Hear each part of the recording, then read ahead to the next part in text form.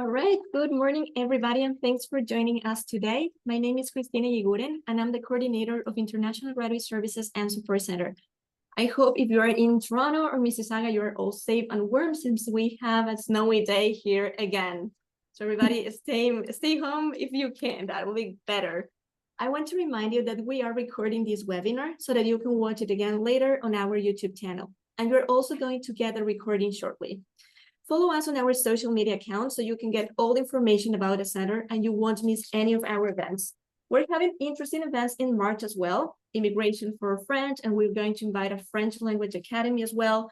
We're going to host a resume and cover letter event, a CELPIP event, and much more. So stay tuned and remember to follow us. As you know, this center is dedicated to assisting you, our international graduates, as you seek employment and settle into Canadian life following graduation. Our international graduates from all 4 campuses have access to immigration, career advice, and networking events.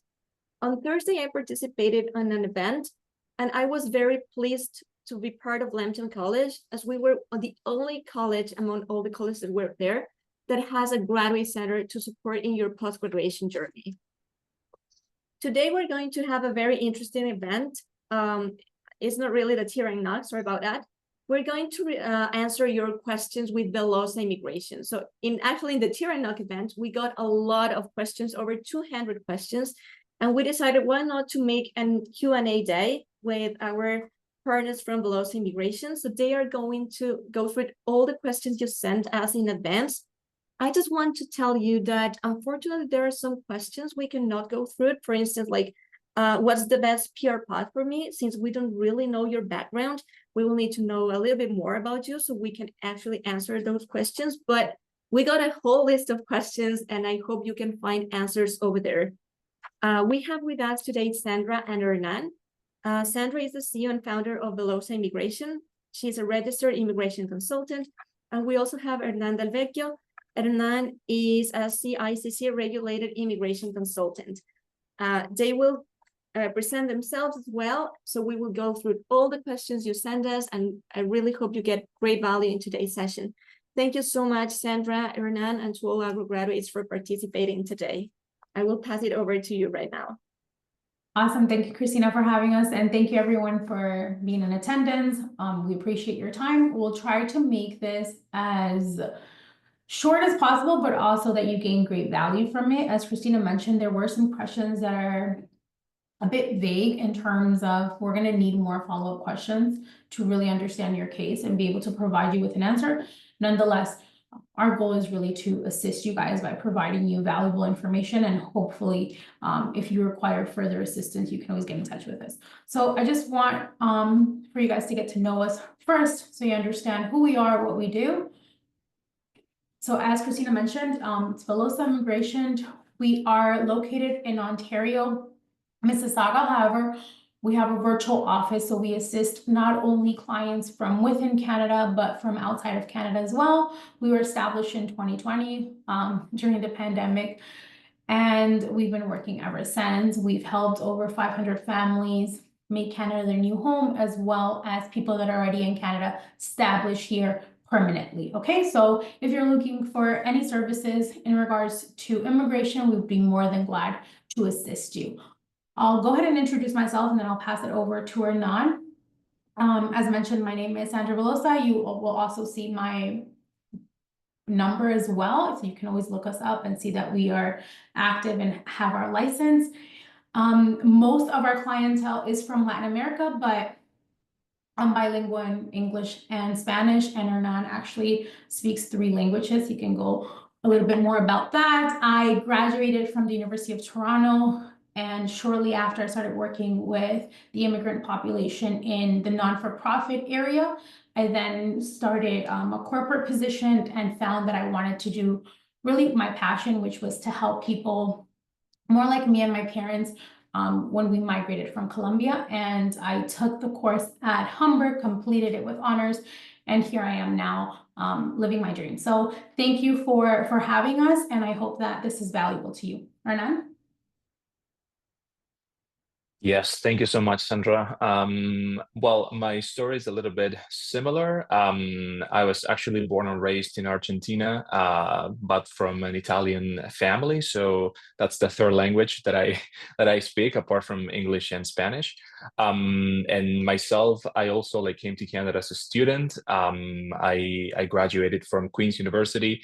I did my majors in biology, and I actually worked in the pharmaceutical industry in Canada for many years.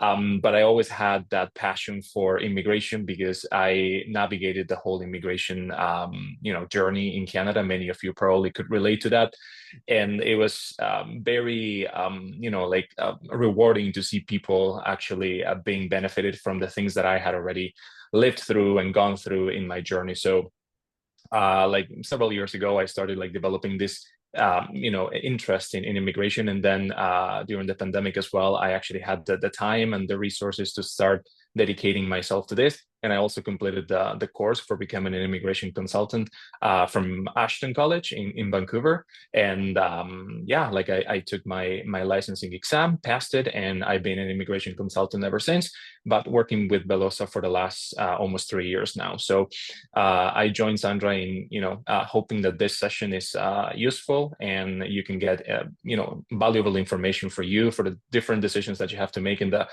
relatively complex immigration panorama right now in Canada. Okay, thank you, Hernan.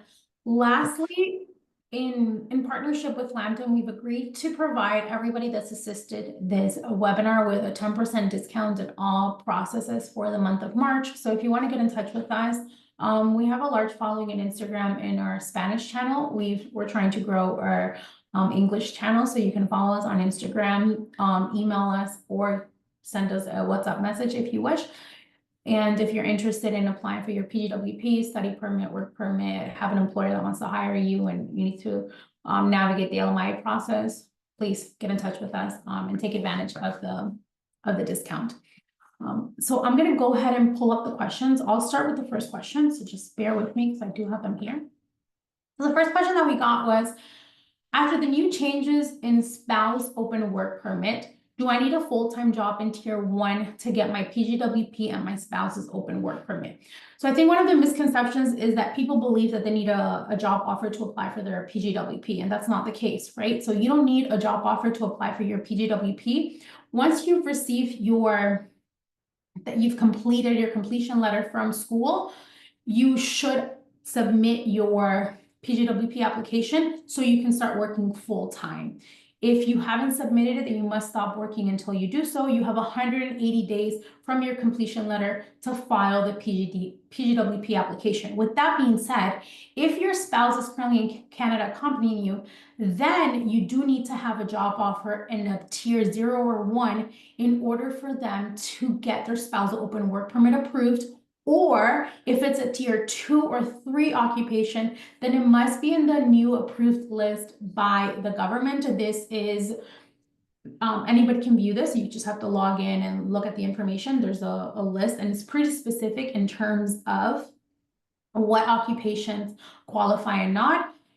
When you submit the application together as a family, your PGWP along with the spouse and visitor records or study permits for your children or dependents under 22, you just need the job offer itself, right? If you decide to apply for your PGWP, wait and then apply for your spouse, please keep in mind that then right then and there, you're going to have to submit pay stubs as well as the job offer to prove that you're currently working in one of those positions.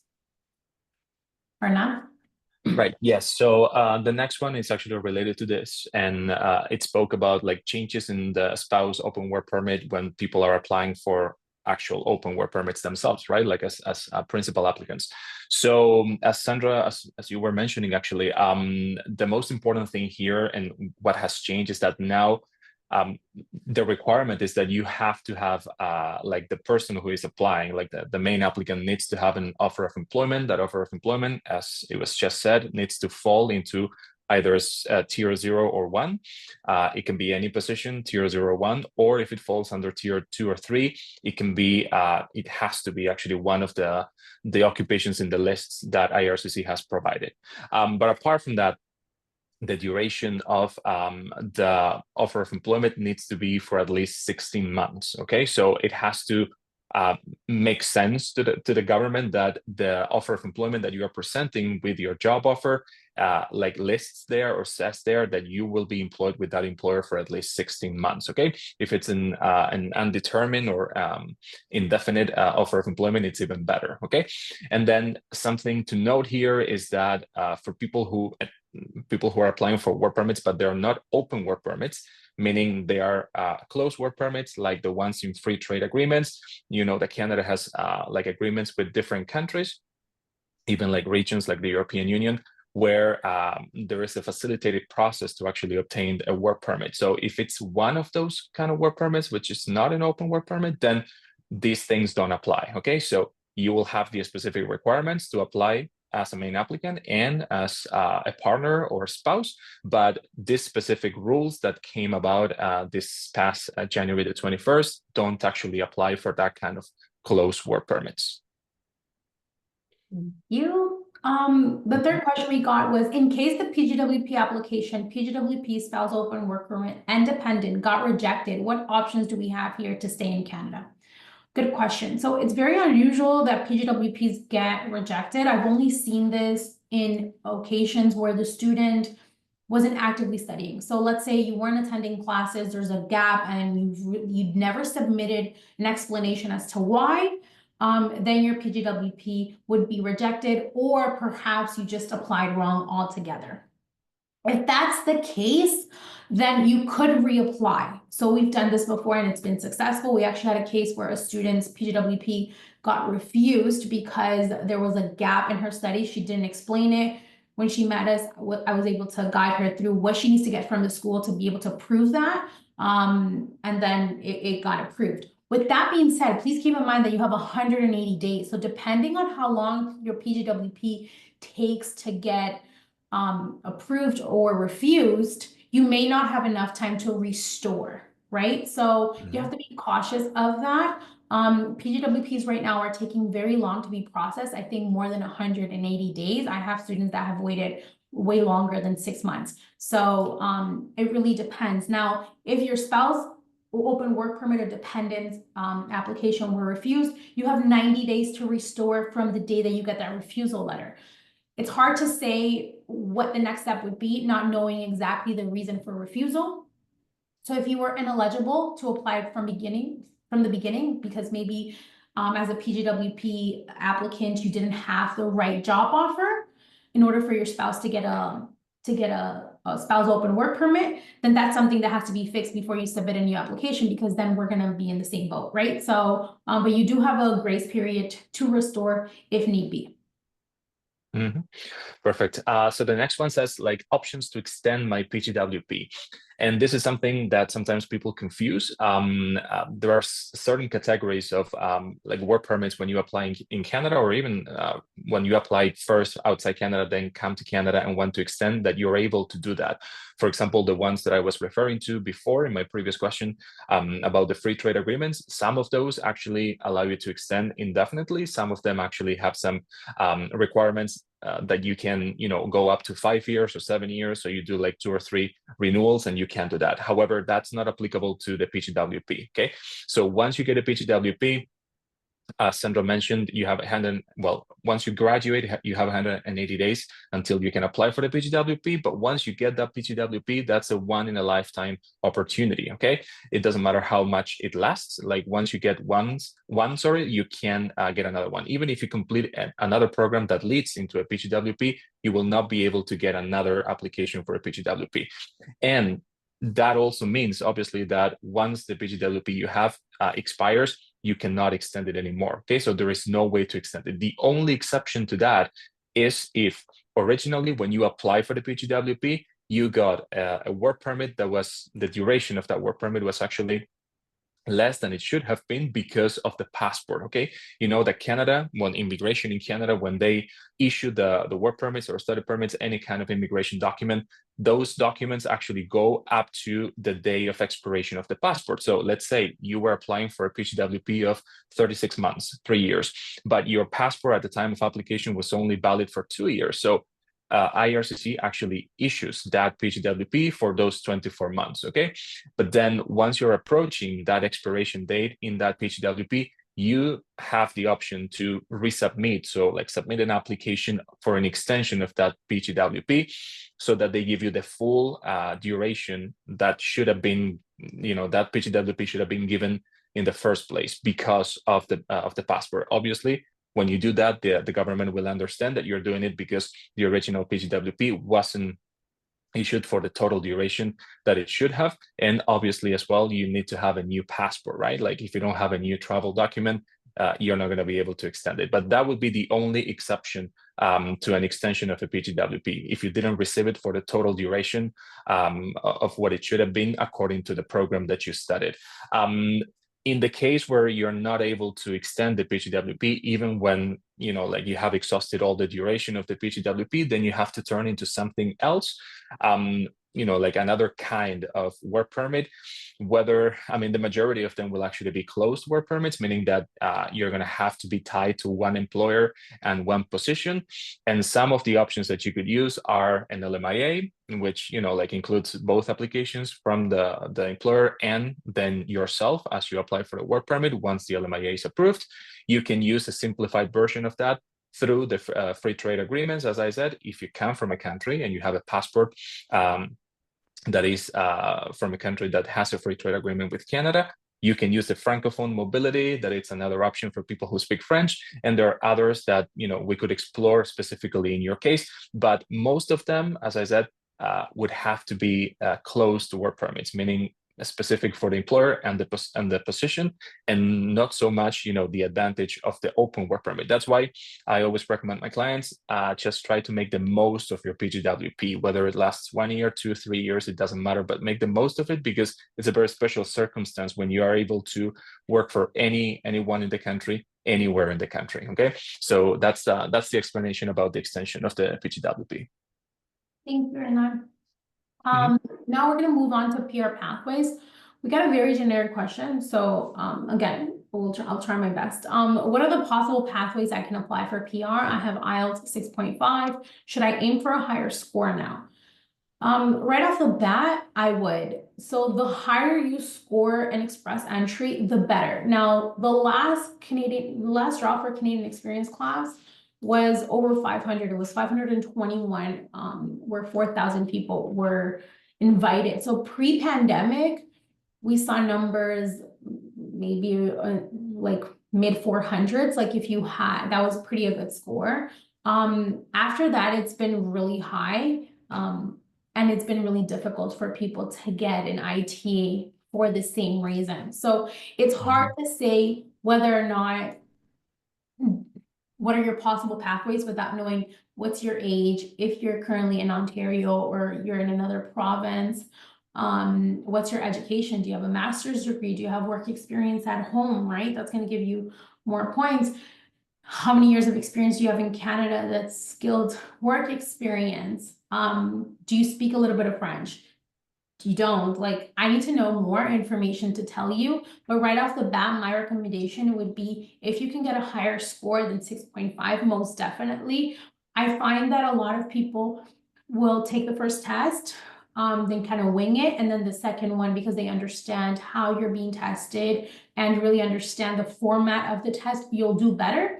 So you'll be better prepared. So more than likely you will score higher. So yes, definitely take the other test, but you're looking at express entry or a provincial nominee program. Now, the government announced that more spots will be allocated for express entry. So we've seen a reduction in spots allocated to provinces.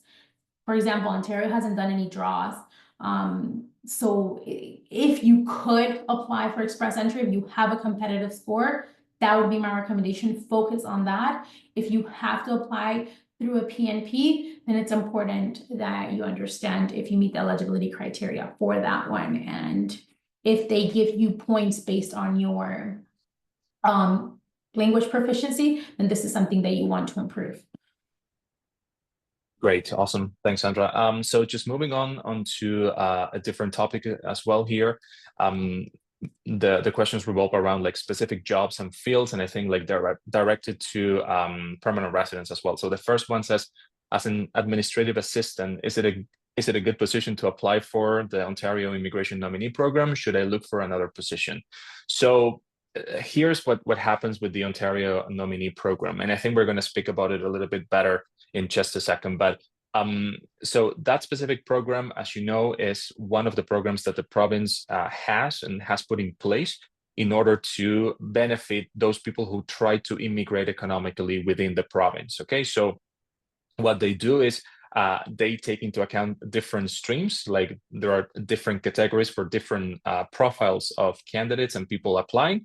But all in all, what the province aims to do is to nominate, so like, you know, encourage people who can bring economic development to the province, right? And once the nomination is approved and given to the candidate, then the candidate moves on to apply for permanent residence at the federal level. Okay, so in a nutshell, that's how the system works. So first, provincial nomination; second, PR, permanent residence at the federal level. The thing with specific like occupations like administrative assistant is that you have to see the tendency and you know, like the statistics of like how many invitation rounds there have been for specific occupations. The data and the rounds of invitations that we see from the immigration program in Ontario actually shows us that as an admin assistant, you don't have that many chances to actually be invited. Why? Because the latest round of invitations in one of the categories, which is the foreign worker stream, was on January the 19th last year, okay? And it had a score of around 50 points. And if you use the different category, which is the one for international students, they had two invitation rounds, which were on February the 8th for 78 points and on March the 12th for 72 points, okay? We're talking about like general invitation rounds, meaning that anybody with any position, so any kind of occupation that you have, any tier, is invited. Of course, you have to meet the eligibility criteria of the category, but it's not a targeted round of invitation for a specific list of occupations. However, that's where the issue comes, you know, like you can have that experience as an administrative assistant, you can put yourself into the pool of candidates in one of these streams or categories, but you can wait for pretty much the whole year until they, you know, conduct one of these general rounds of invitations. So you may or may not have the score, but still you can wait for a long time. And once, you know, like you get an invitation and that invitation is a general one, but you don't have the score, you have to, you know, wait for the next one.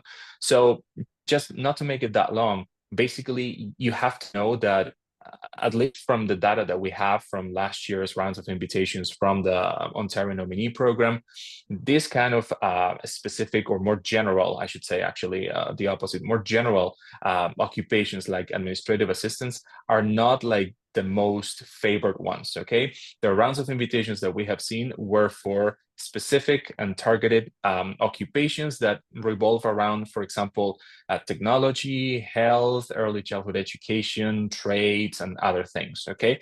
So like the answer to the question is yes. I mean, that experience, you can use it in some of the streams of the Ontario Nominee Program, but at the end of the day, is it realistic that you will get an invitation to apply and move forward with the application for nomination?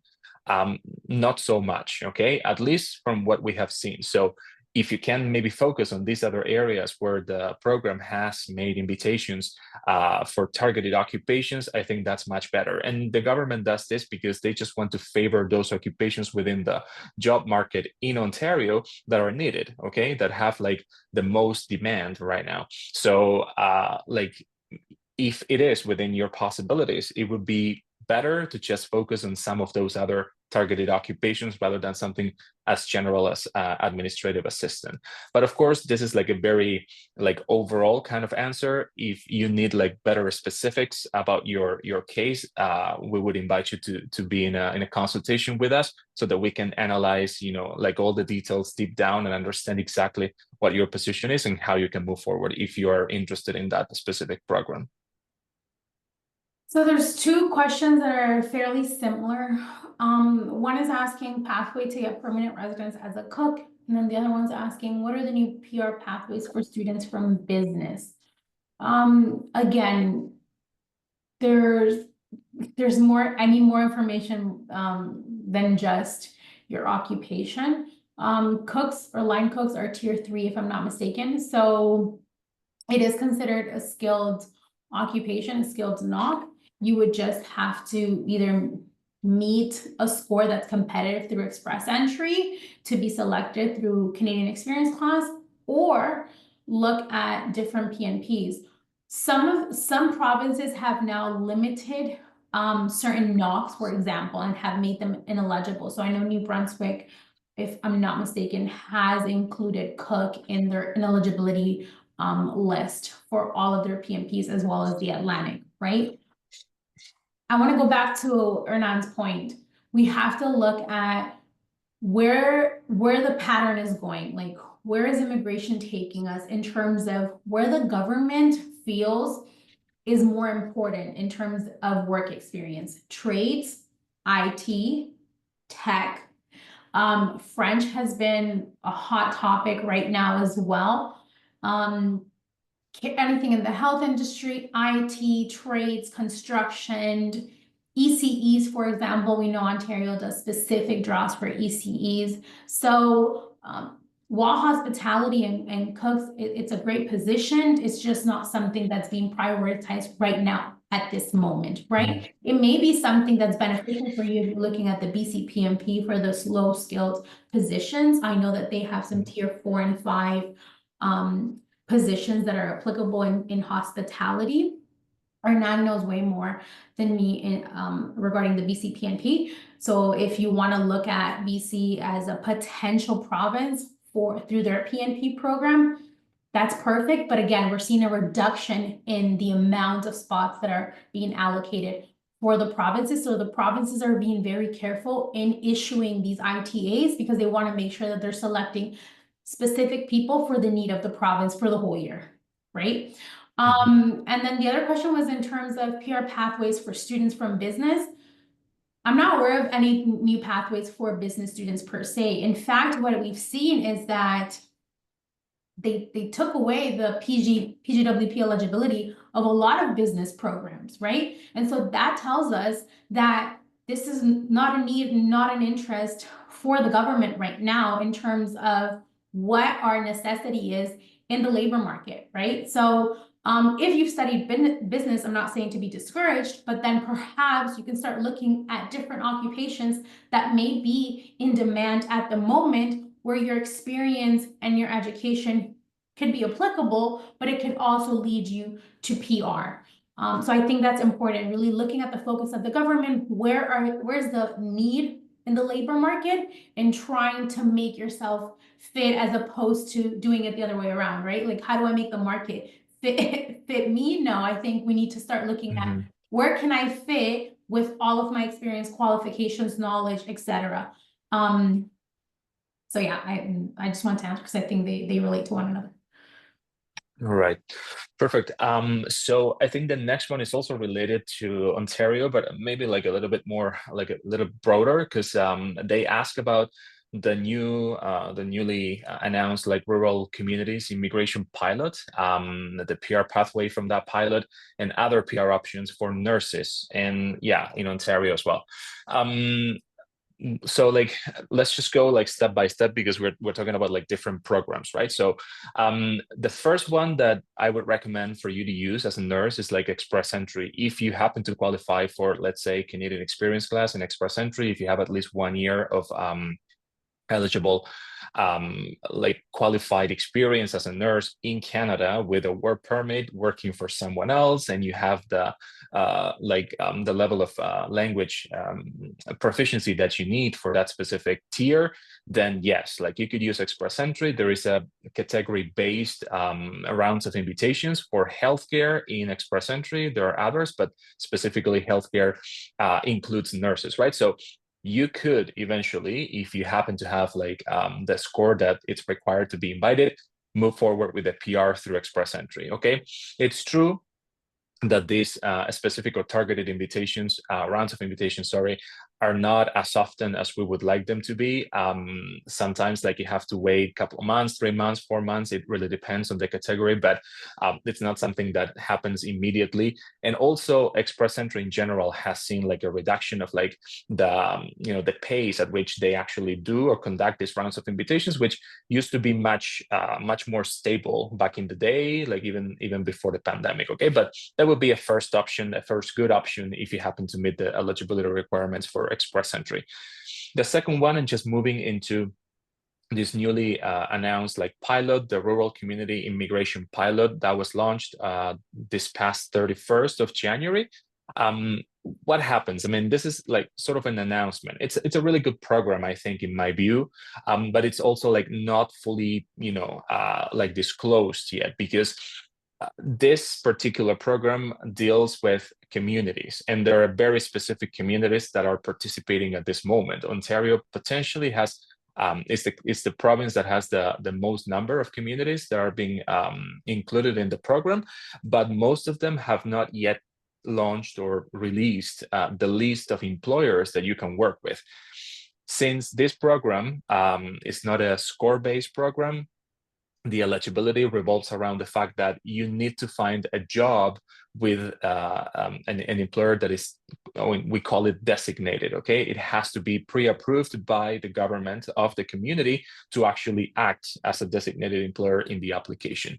So first of all, you need to determine whether you would like to move to one of those communities. If you don't happen to be living in those communities, if you are, fantastic, that's an advantage. But if you're not, then you have to decide whether you want to move there or not. So that would be the first decision that you have to make. And second, there is no specific list of occupations or specific jobs that you need to do. So like in the case of this person who asked this question regarding nurses, if you happen to find an eligible, so a designated employer who can employ you, like extend you an offer of employment as a nurse, and you can work 1,560 hours, that is 30 hours, which in immigration is full-time, for 52 weeks, which is 1 year. So 1 full year of work experience as a nurse, you could potentially meet the most important requirement, right? Which is the experience.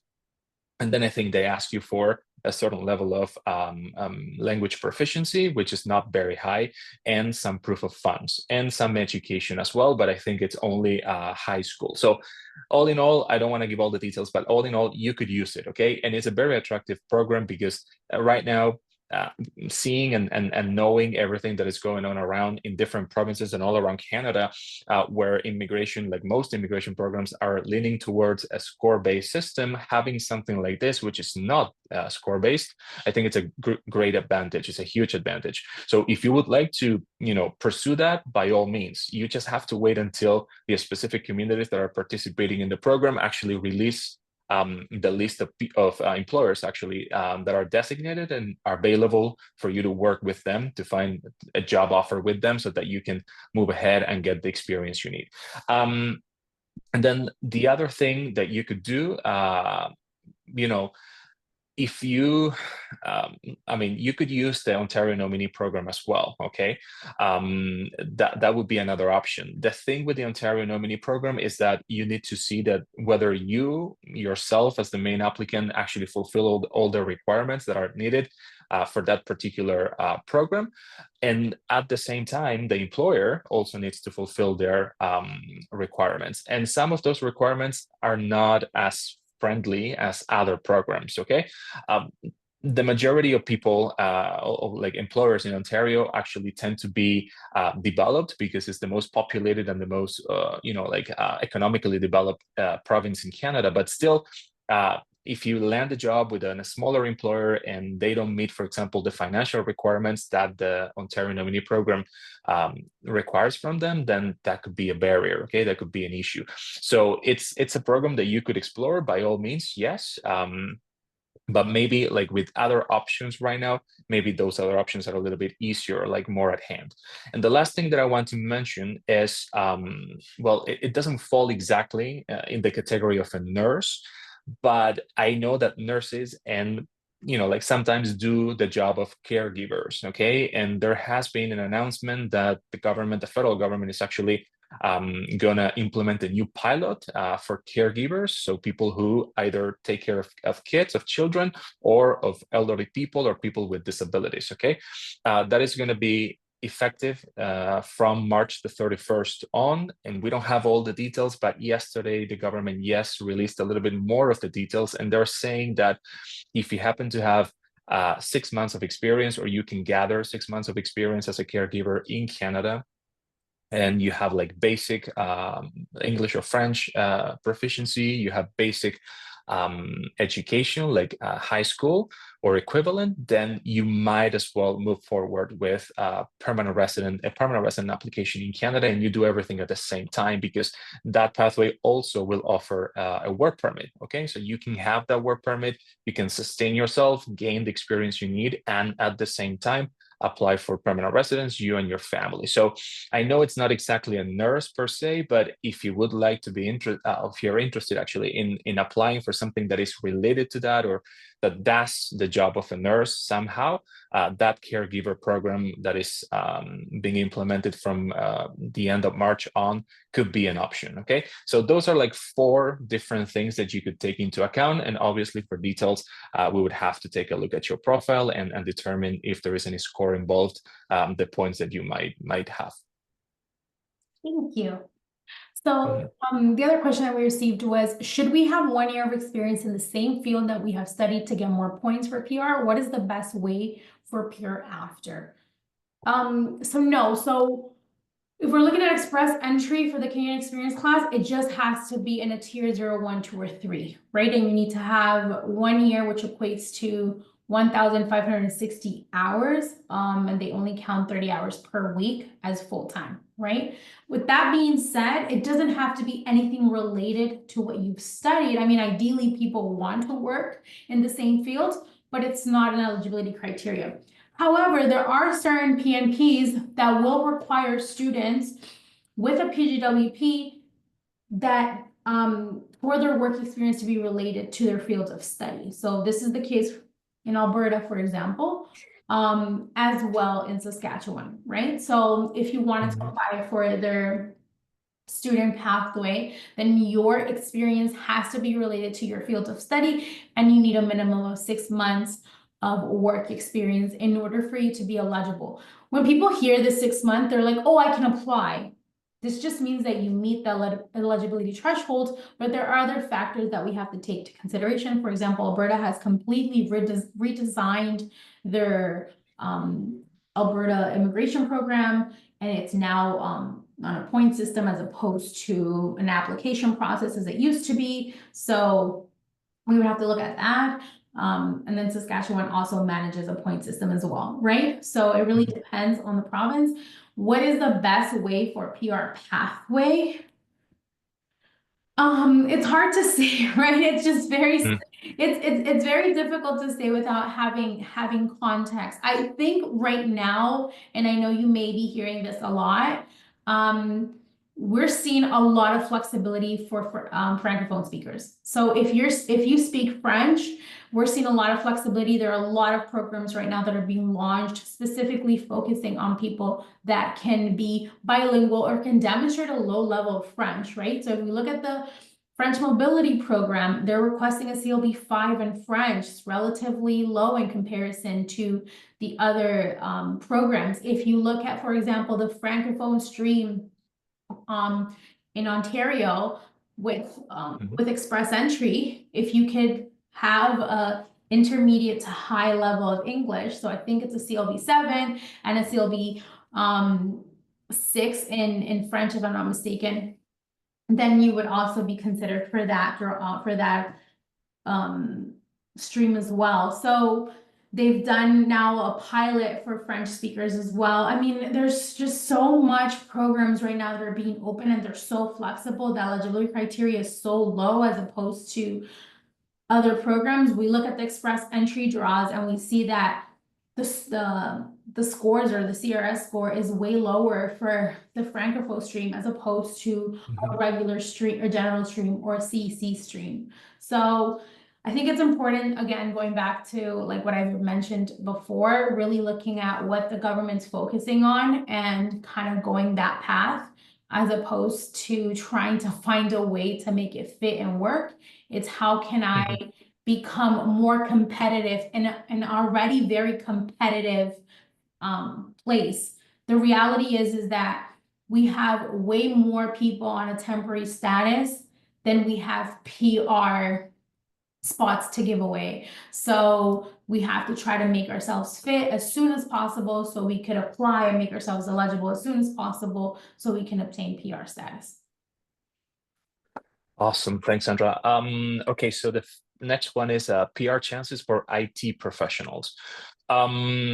So I guess like for anybody who can accumulate like qualified or skilled work experience in Canada, I would say that, you know, if you can transition to permanent residence, going only to one specific government, and that is the government that can give you a permanent residence status, which is the federal government, I would definitely and always recommend express entry. Okay, for most of the different activities that you can do as an IT professional, most of them would fall or will fall into a category, a tier, an occupation that is considered qualified. Okay, so level 0, well, 0, 1, 2, 3, or the other way around, right? 3, 2, 1, 0. The thing is, it's not so much about the eligibility, as Sandra was just mentioning. It's not so much about, okay, you gather the experience you need, you have the level of English or French you need, et cetera, and then you can be in the pool. Fantastic, you can be in the pool, but that doesn't mean that you're going to have a competitive score so that then the government, when they conduct their rounds of invitations, you will receive that invitation to apply and you can move forward with the application. If you are in the pool, you can be in the pool for the full 12 months that the application in the pool remains, and you can never receive an invitation to apply. So it's a great opportunity for people who want to transition to PR, and not only are they like eligible for the category, but also they can move forward because they have a competitive score. So let's just like do a little clarification here, because I know, and you know as well probably, that since I think 2023, Express Entry started conducting this specific or targeted rounds of invitations, and there is one for tech, right? And that includes some occupations, not all of the occupations. So if you happen to be working in IT, but you are doing something that falls within a tier that is listed in one of those specific occupations that are selected for a specific round of invitation, then you might have a chance to receive an invitation to apply for a lower score. Okay, so instead of the 541, if I'm not wrong, of 521 of the last normal general Canadian experience class round of invitation, you would go for something that is lower. Like Sandra was mentioning before, the Francophone is probably the most benefited one in all of this, with 428, the last one that we had last week. But at the same time, you can have something that is probably, I don't know, in the 550 to 500, I'm sorry, 450 to 500 range, okay, which is still like lower than the general round of invitation, and you might have a better chance to receive an invitation that way. So again, if you happen to have the eligibility for Express Entry, and if you have an occupation that falls within a tier that is within the list for those targeted in the IT or the tech sector, then that could be an option. Okay, then you could also explore the provincial nomination programs. Okay, here I don't think there is a specific one in Ontario for IT professionals. There isn't like a specific category that privileges people who work in IT. So you would have to go under, either you do it in Express Entry and you do the human capitals, or you can do the ones that are non-Express Entry with the foreign worker stream or the international student stream, if you happen to study something in Ontario as well. Okay, but then you just fall in the same kind of challenge that I was mentioning before. You can have the eligibility, be in the pool, but then you have to be aware that most of the rounds of invitations have been in selected occupations, among which like technology is there, but you have to make sure that your specific occupation, the occupation of the job offer that you have and the job offer you're using to like back your application for the Ontario nominee program, is there. Because even if there is an invitation within the tech sector, but your occupation, your tier of the job offer is not there, then you're not going to move forward either, because you're not going to receive an invitation to apply. So that's a little bit like the details that you have to look into whenever you are doing this application for the Ontario nominee program. But something else that is coming to mind right now for tech people is the BCPMP, so the provincial nominee program, but from BC.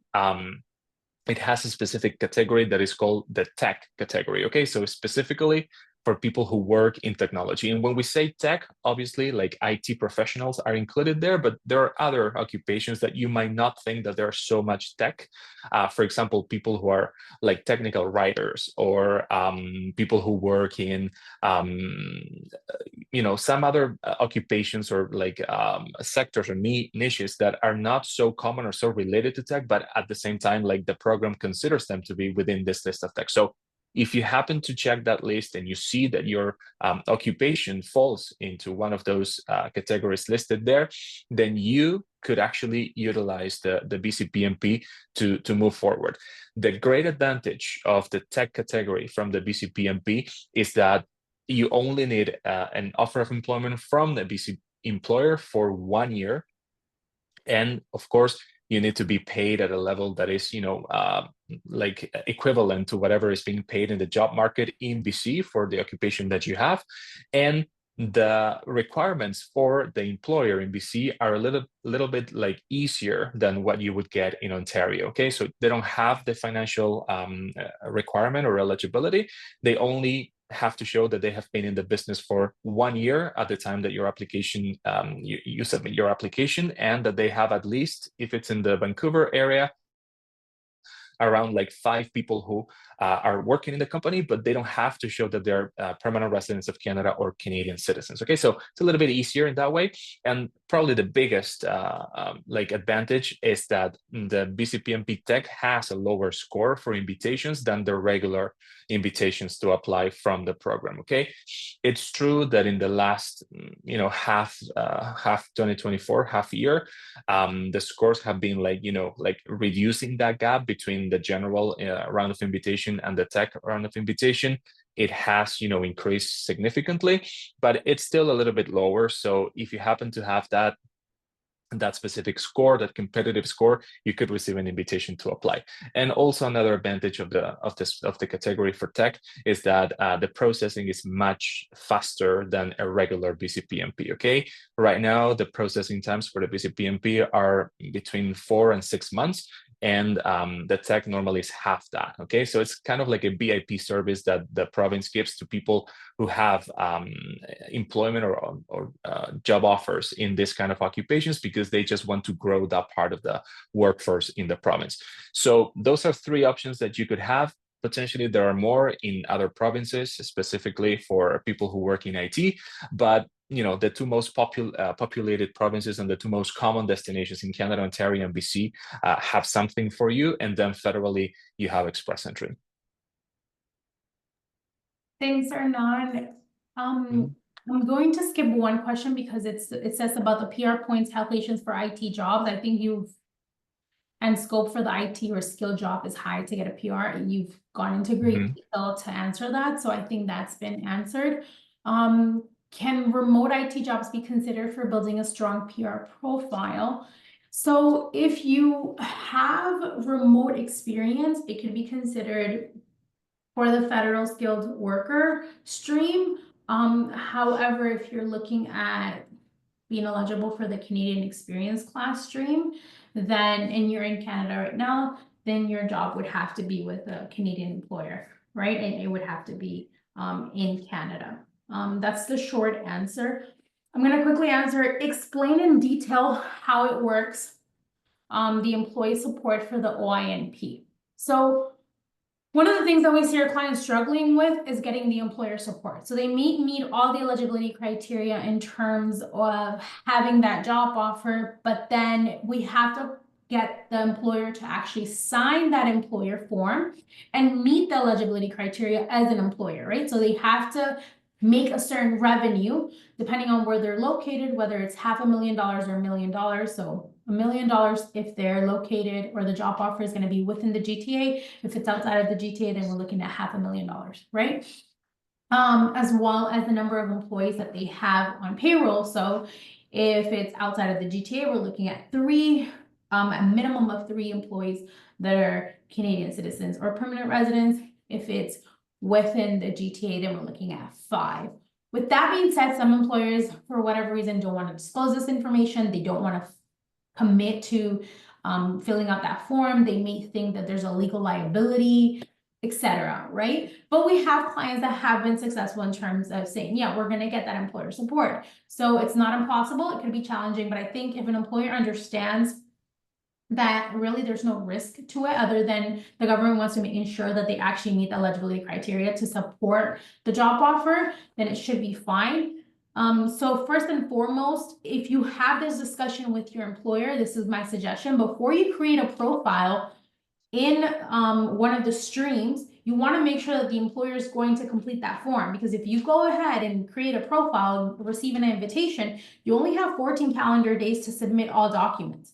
So you want to have this discussion with the employer way in advance to make sure that they meet the eligibility criteria and that they're going to be providing you with all of the documentation that's required in order for you to successfully submit the application, right? So that's one of the things that they have to do.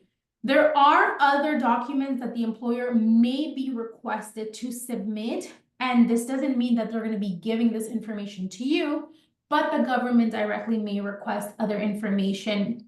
And this, I think, is where the problem lies, because it's a lot of financial information that your employer may not want to share with you, right? Like you're going to be looking at like revenue statements, Canada revenue statements to see how much they're making, information about who's working for them, etc. But again, this information doesn't have to go through the applicant. It will be submitted directly through by the employer to the government. Perfect. Okay, so another one related to Ontario. It says, if I receive a nomination from the Ontario nominee program within the international student stream, can I get 600 points in my Express Entry profile? And the answer is no, sorry, because that specific stream, the international student stream, is a job offer stream, which is not combined with Express Entry, okay? I mean, the fact that you receive your invitation to apply, you can move forward, you can apply for a nomination. If everything goes right and you are successfully nominated, then you would, move forward with the second half of the application at the federal level to obtain permanent residence. But that doesn't mean that you're going to do it through Express Entry. I mean, the end result is the same. You're gonna obtain permanent residence in Canada. The thing is that you're going to have to do it through the regular pathway of PR, which is a little bit more time consuming, I would say, in the preparation of the application because of the portal's nature. And also the processing time is a little bit longer. So we're looking at, I don't know, something between 9 to 12 months compared to the 6 months or less for Express Entry. So answer is no, you're going to have to go through the regular pathway for PR. Awesome. So we got one again for the Ontario program. So it's talking about opportunities through the human capital stream or through the student stream. So these are 2 different streams, right? The human capital is linked to Express Entry. So the applicant would have to have an Express Entry profile to begin with and be eligible either for the Federal Skilled Worker Program or the Canadian Experience class. And then you would have to do an expression of interest to the human capital. With that being said, we found that the human capital stream mostly focuses on people in tech, health, very, very specific occupations. So going back to what we've been saying at the beginning, Ontario has a very specific focus.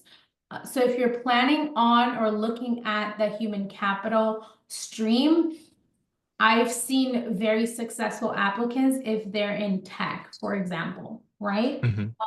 So you want to look at the latest draws, what knocks have been selected, if any of these apply to you. That way you would know if you have a chance of receiving an invitation. In that case, you would then receive 600 points, which would then obviously prompt you to get an ITA to Express Entry. Now, for the student stream, it's not linked to Express Entry, but it does require you to have a job offer. So as opposed to the other two streams with the job offer, you are not required to be paid the medium wage, but you're required to be paid the low wage for the knock of the job offer. So that's one. Mhm. We have to look at, wait, what occupation, what job offer do you have? What knock is it? And what's the wage? So you have to meet that wage criteria. You also have to be graduated from a designated learning institution that's on the list. So you have to make sure that your institution is there, that you have an applicable certificate or diploma, as well as you have to submit your application within 2 years of having graduated. And then we have to look at your points. We have to calculate your points. So we have a client right now who not only studied in Lambton, actually. Studied in Lambton.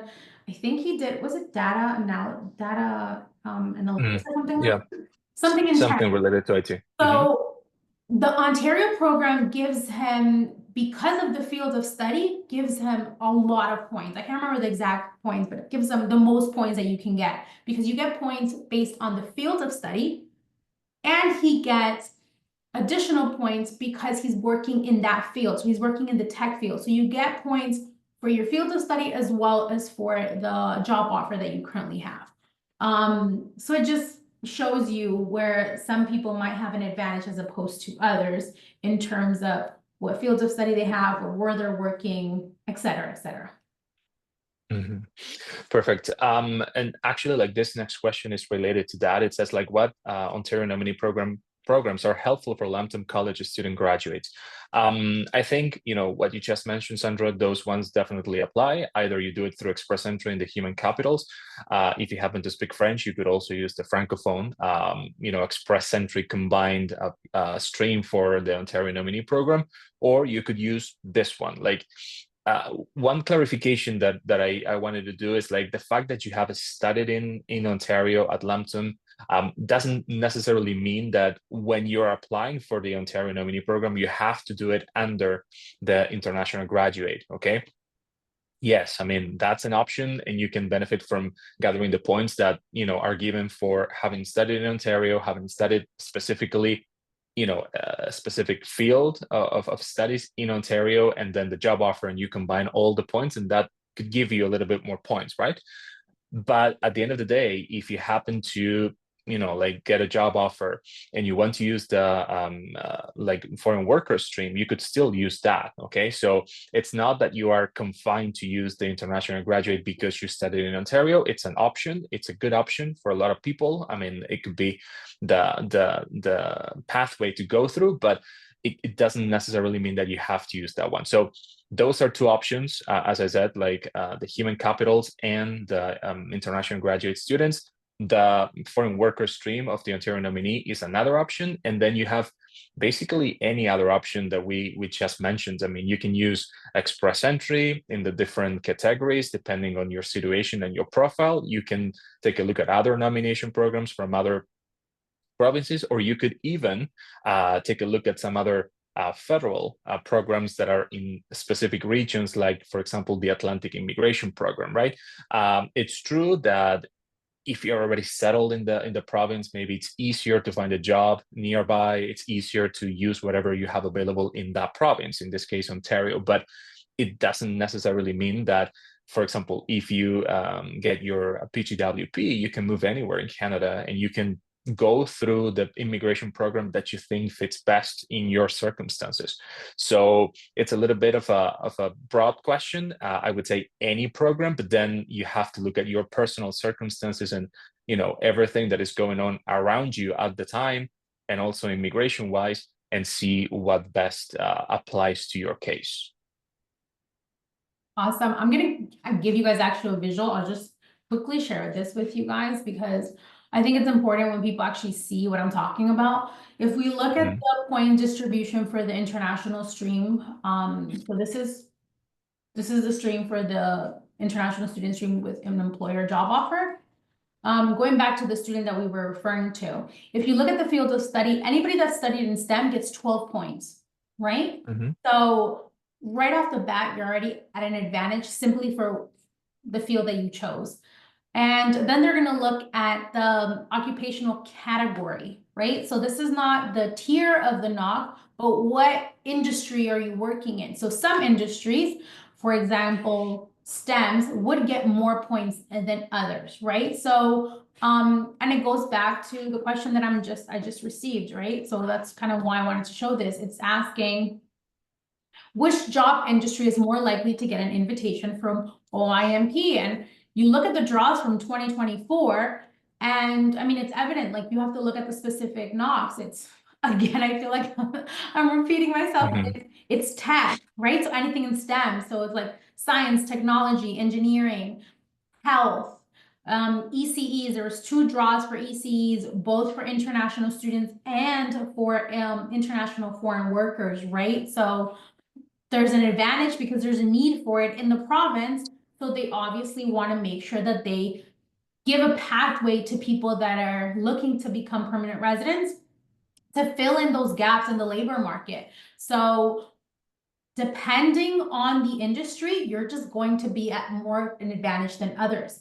However, again, don't want to discourage you. If you've studied business or something in arts or anything that may not be deemed, and I say deemed because this is fully just perspective from the government in terms of what the labor market needs right now, start looking at that list of knocks and seeing, okay, where can I maybe put my experience and make it work for me, right? Like where can I fit? So there are some administrative rules in the healthcare system. You don't necessarily have to have studied anything in health per se, but there are administrative rules in the healthcare system where you may meet the qualifications to apply and then make yourself a little bit more competitive that if you were to just be an administrative assistant working at an office, maybe if you're working somewhere, I don't know, at a hospital or doctor's office, perhaps it would be more competitive. So yeah, that was my answer to that one. Awesome. So the last one from the Ontario section, it says like international student stream draws for 2025. And yeah, you just hit the spot there because we don't know what's happening or what's coming for the Ontario nominee program. Well, we can anticipate why they're sort of like delaying the rounds of invitations. The federal government in its like pursuit of reducing the number of people who come to Canada, they have announced that they are cutting by half, like 50%, all the spots for nominations that provinces can allocate to candidates. So Ontario is also affected, obviously.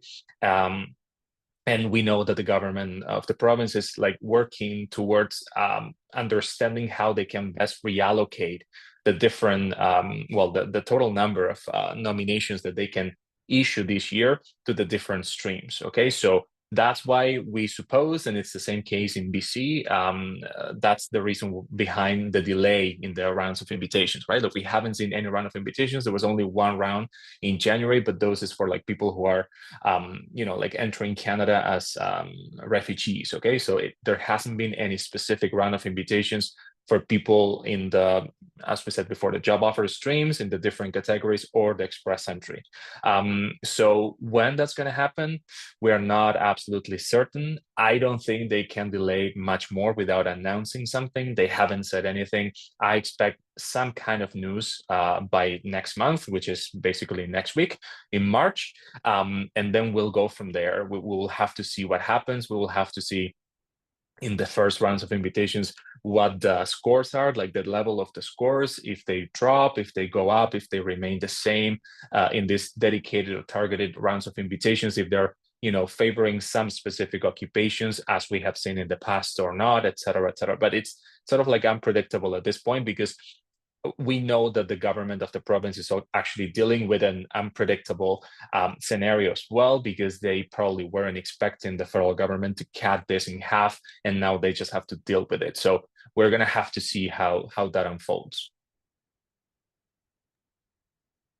Okay, so PR pathways in the Atlantic provinces. We actually get a lot of clients that more so from New Brunswick and some from Nova Scotia, but so the Atlantic provinces are New Brunswick, Nova Scotia, Prince Edward Island, and Newfoundland and Labrador, right?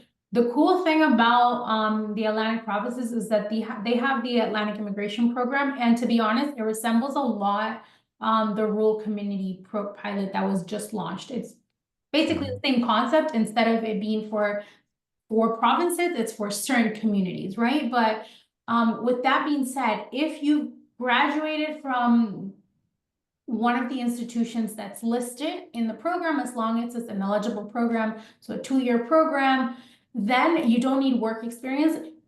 Everybody that wants to apply through the Atlantic program, you need a job offer from a designated employer.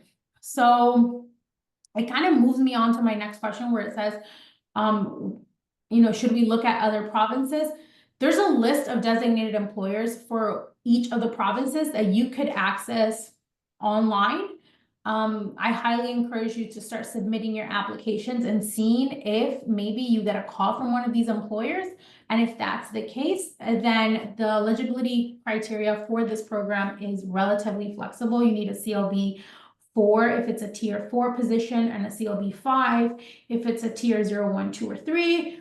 Obviously, a job offer from an employer. The education, it's either high school diploma or 1 year of post-secondary education. And then if you haven't studied in one of the 4 provinces, then you need to meet 1,560 hours, which is a year's worth of work experience. We can utilize work experience with the employer that's hiring you, or outside, as long as it's relevant experience, right? We can also use experience that you did in a co-op maybe. So if you had a paid co-op, and you can use that experience. We've done that with students that have graduated from a 1-year program. They've done a co-op, and then we utilize some of those hours and the hours that they work after with their PGWP. And we basically hit the eligibility criteria within 8 months of working with their PGWP, right? Each of these provinces also has its own PNPs. So depending on the province, there's PNP specifically for students or for skilled workers. I know Nova Scotia has a focus on, for example, caregivers, constructions, if we're looking at low skilled positions, as well as streams for skilled positions.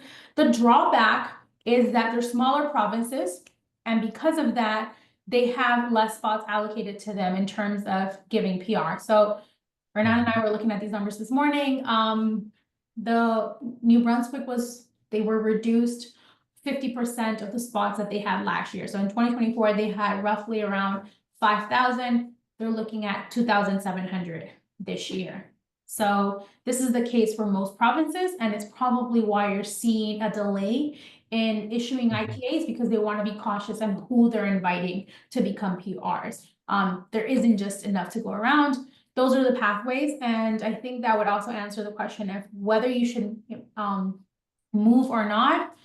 I would only move if you have a job offer, or you see that there's a possibility in the industry that you've been working in, or you meet the eligibility criteria for one of the PNPs in that province. So if you look at Manitoba, for example, they actually deduct points if you've studied or worked outside of the province. So you want to make sure you calculate that and do a very calculated decision before packing up everything and leaving. I highly encourage people to apply before really seeing what the labor market is like in that province before you move. Look at the job offers, look at the pay, look at the cost of living, etc., because it's not simple just packing everything and moving.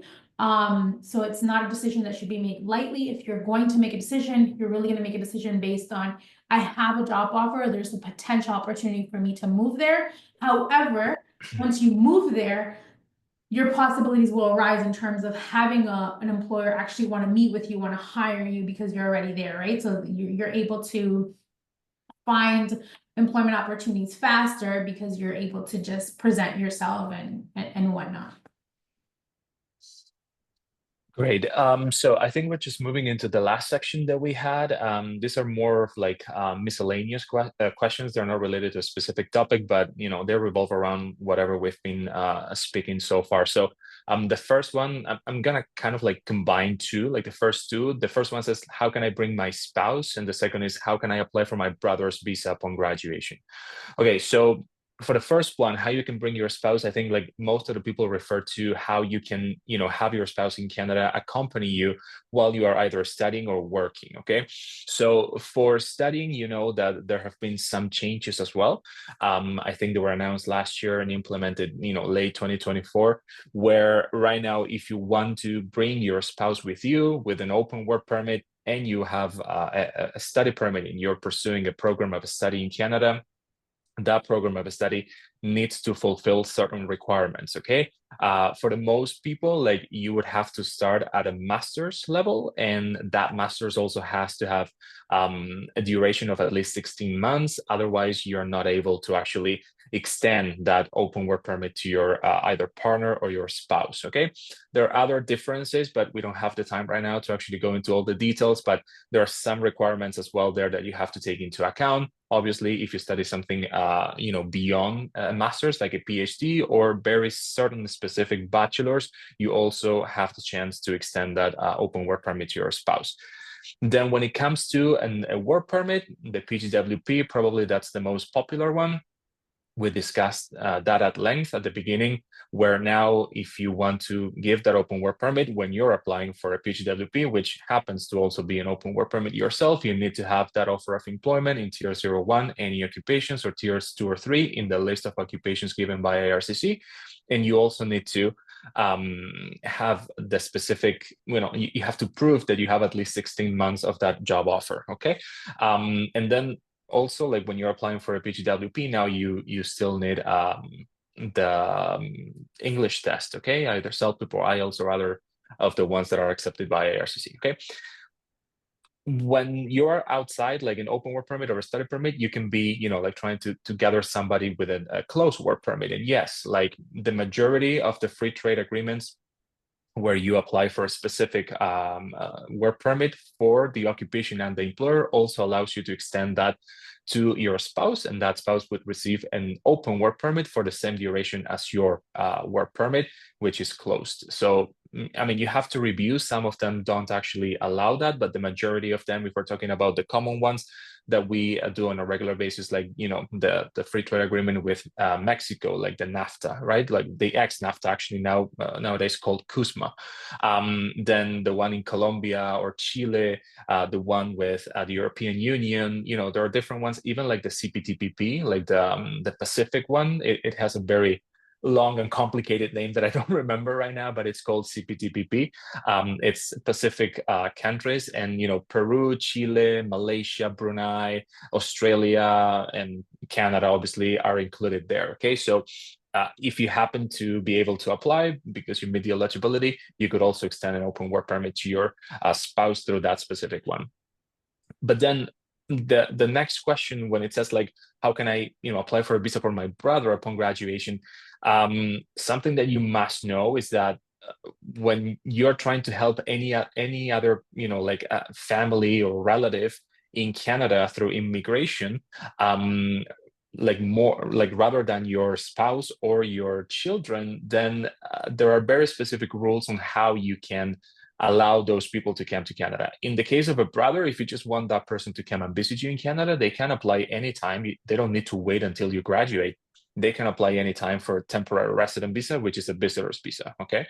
But if the question refers more about how you can bring those people, like a brother, to live in Canada permanently, there are very specific rules on how you can sponsor, like through family sponsorship, a brother, okay? It's not as straightforward as it would be for a spouse or for children, even for parents, that right now it's a little bit more complicated because it's a lottery system, but for a brother, they have to meet very specific criteria in order to be sponsored by someone who is in Canada already and has become at least a permanent resident or is also a citizen, okay? But all of that is like, it's a lot of information. We don't really have time to cover that. So my most direct answer to this would be, if your brother or sister wants to come to Canada to visit, just apply for a regular visitor visa in the country where they're from. Awesome, Renan. So the next question that I have is it compulsory to work 40 hours on a work permit during the experience duration? So full-time in Canada is considered 30 hours a week. However, it is common practice that most employers require you to work 40 hours. For express entry purposes, they're only going to count the 30 hours per week. They're not going to count anything else. Other programs might count more hours per se. So it just really depends. But yeah, and I think the last two we've already answered really. It's what type of jobs are better rated. Again, I think I've said this enough and I don't want to bore you guys any longer in terms of what jobs are considered better. And I put this in parentheses. And as an international student, what will be the best option to apply PR? Currently, there are no draws for OIMP.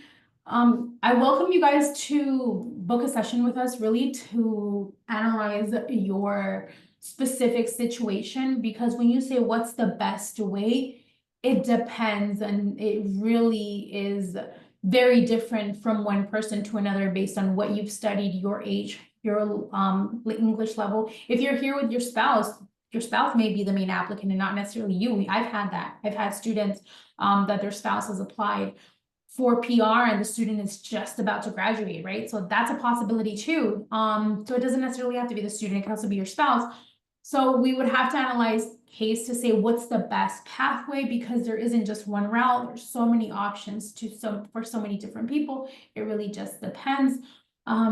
I want to thank you guys. I want to thank Christina and Lambton for inviting us and having us here. I hope that it was valuable. If you want to reach out to us, I know that she's put our information there, our website. You can most definitely send us an email at info@velosaimmigration.com. You can book a consultation with Hernan or myself.